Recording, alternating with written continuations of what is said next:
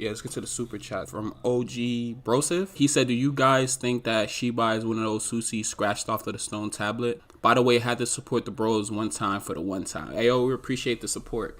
That's an interesting actual super chat because he is a new Otsutsuki that we've been introduced to. So it could be possible that he is one of the ones that scratched off of the tablet. You wouldn't want that information being revealed if you are a Isshiki Otsutsuki. So I do agree with that. I don't. Yeah, 1000%. First thing first, shout out to my guy OG Broseph. Thanks for the $5 donation. But I think it's possible. The only thing that gets me a little bit opposed to that is the fact that there are two stone tablets. And again, if there's one Otsutsuki god, maybe he has a teammate. Not saying that that teammate is also going to be as strong as the Otsutsuki god, because Kage wasn't as strong as Isshiki Otsutsuki. But still, I mean, it's like now you have to worry about other guys. But I personally believe it'll probably be better to have this Otsutsuki god be like this Hagoromo figure, this figure that's like mythical that we barely see, and then those two engravings that we did see that was scratched off would be like regular Otsutsuki members. And I know it's kind of confusing. Mel kind of brought this up a couple of pods ago, like if they're all gods, how is this guy an Otsutsuki god? But I really think that this I Shibai answered guy that question. yeah, true. But I really think that this Shibai guy is gonna be like a Hagoromo type of guy. I don't necessarily think that he's gonna be fighting anybody. As you guys essentially brought up earlier, he doesn't really I have don't a think so body. either. Yeah, I mean, him giving people power is probably going to be like very, very like interesting if he actually does come out and actually does become a character.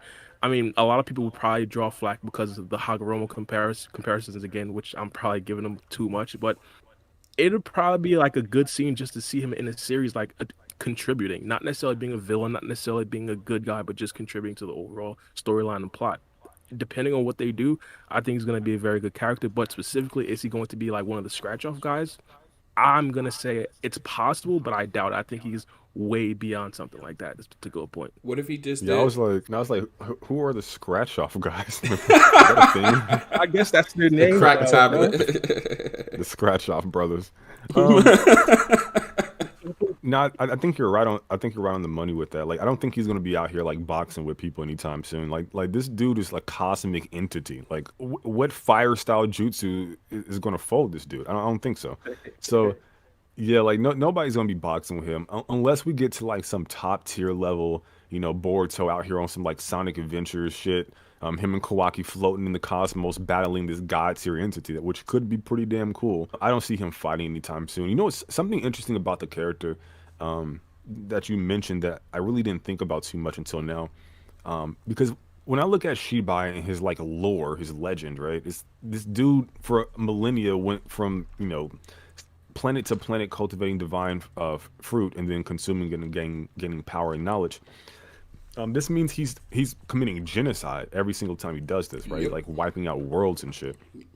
And then he's like reincarnating in some other alien species body every single time he does this. So this is not a good guy, right? Like, so for me, I'm like, okay, well, if he's giving power to people, then I need to explain that. Like, this is the kind of guy that just wipes out all of life. And it could be the case that this could be fascinating if they do choose to do this, and this could differ from Hagoromo in a way, to where the character could, because he transcends the flesh, all of the little meaningless,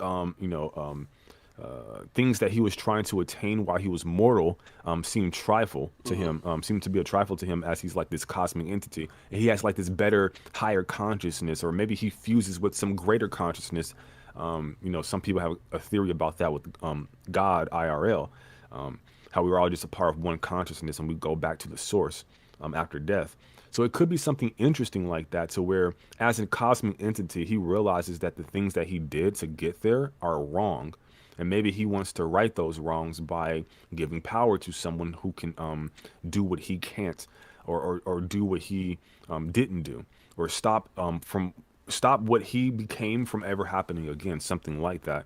So that could be pretty cool. And maybe that's Code's role. Maybe Code is going to literally follow in the footsteps of the gods. Yes. And potentially be on the cusp, like Madara getting close to Hagoromo. Code gets close to Shibai, and Shibai wants to intervene to stop that from happening. Could be interesting. Yeah. You said everything that I was just about to say, but in a better way. Because I think that, Shibai is not going to be a part of the future. I honestly think Code is just going to follow in his footsteps, just like Mello said. And Code will be like the Shibai, like the threat that Boruto and Kawaki would face, you know. But that just goes back to what Melo said too, though. Like, how are they going to defeat a threat like that with Fireball Jutsu? What jutsu is really going to work against this guy, you know? So that's a big question that needs to be answered. One thing I wanted to ask you guys too, though, like when Boruto peeped into the future, was that Momoshiki's what do you call that thing? I'm drawing a blank. Byakugan. Or was that the first time we actually seen Boruto use his other dojutsu? Can't think of the name. Too early for me, guys. Jogan. Too early for me, guys. I just said that. Yeah, the way he kind of explained it was that he kind of linked his memories, or his Momoshiki's memories were kind of getting leaked to Boruto, and I believe Momoshiki might have been thinking about that specific time, and that right there essentially got leaked to Boruto. Now, I don't know specifically how much got leaked to Boruto, and that's something that we're probably going to have to wait until the next chapter to specifically find out, because as of right now, let's be honest, Boruto's probably going to be getting a lot more of this information leaked to him over the course of the next couple of chapters. But as of right now, I think that's essentially how it happened, and Momoshiki kind of explained it by Boruto essentially being corrupted and him being revived as a time where the corruption actually started. And again, this right here just goes and continues on to that idea that Boruto is essentially Momoshiki. Like, Momoshiki is Boruto. Their thoughts are now becoming one. It's actually really cool because I was always wondering, like, you know, Boruto's going to gain Momoshiki's powers 100%. But it was always like when, and then like what will the powers be? Will he have like these little funky Rinnegan in his hands, or like one on his forehead, or some weird stuff like that? So yeah, so I think this is an interesting mechanic that they've introduced with this like karma glitch, to where he can kind of like speed past all the little, you know, learning process that comes with it, and then just get right down to it, even if it's by mistake. I do think if he stumbles into knowledge that Momoshiki has, then he can stumble into how to utilize these abilities, or potentially awaken the Jogan. If you think, as I do, that in the manga at least, the Jogan is going to evolve from the base Byakugan. I think that could be pretty interesting. Evolve from the base Byakugan. I never thought about that one. That's interesting. Yeah. Well, we do have another super chat. Did you get to this free game? No, I was going to get to it right now. I'm sorry. Hey, yo, shout out to Matthew for another $5 donation. Really appreciate it. He said maybe it's Kawaki finding out he has a shut off from Ada and goes in rage and finds out Momo is still in Boruto and starts busting caps. Sorry, that just threw me off.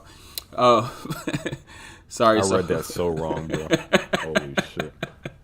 Like an ex-lover walking in on somebody, cheating on them, and then they just start shooting. That's how I read that shit. He's like Momo's inside of Boruto, and he walks in and start busting caps. I'm like, oh my god, what the fuck? Sorry, the obvious big pauses, bro. We gonna continue. Well, to be honest, I think this right here, it's possible. I know it might have been like a meme, don't know, but like this is possible. Like, let's be honest. One of the things that we obviously know Kawaki for is like Kawaki doesn't necessarily like being taken advantage of. Kawaki doesn't necessarily like being like the guinea pig. And Naruto is like one of the first people to actually teach or treat him like an actual human being. Mm-hmm. And if Kawaki kind of figures out that, hey, Amato still has like off button, that'll probably be like a sticky situation. I mean, and the Boruto thing, Momoshiki even brought it up, like, yo, don't tell Kawaki we can talk to each other. So these are all possibilities. Yeah, also, I really don't think it will have to do with the shutoff switch. I don't, like you said, I don't think Kawaki likes being a guinea pig.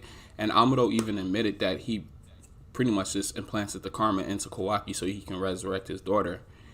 Kawaki has to do is put the karma onto a clone, I believe he said. Yeah. I don't think that is all that he has to do. Like Shikamaru, he was kind of suspicious of what Amado's really saying. Even Momoshiki was a little bit suspicious. That's why he showed up, because he wasn't believing fully what Amado has to say. So I think that it has something to do with that. Like, it's something more nefarious going on with Kawaki's karma seal than what Amado's putting on. He's trying to make it seem so innocent. Like, I'm just trying to use his karma cell and just implant it on a clone so I can bring my daughter back. In that case, why didn't he just implant that karma cell onto a clone in the first place instead of implanting it on Kawaki? It's a bunch of questions. It's a bunch of questions. Maybe it's the fact that Kawaki himself needs to be able to do something like that, or maybe it's the fact that Amato himself can't necessarily give someone else a karma seal. They have to already or like originally have it, which Kawaki kind of already did. Mhm. It's a bunch of I don't know. There's a bunch of elements to this.